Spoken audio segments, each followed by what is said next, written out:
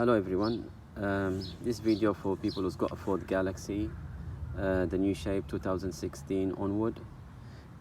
If you've got a squeaky noise coming from the back of your car when you go on humps, then it's coming from the the rear arm bushes. This is how the arm looks like. The squeaky noise is coming from this side. I'll show you.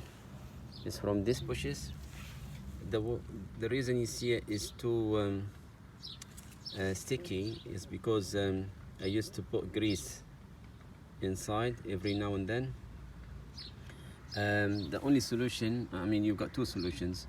If you go to Ford main dealer, because this part is only in Ford, so they don't sell the bushes alone, so you have to buy the whole arm, and it costs between 280 to 320.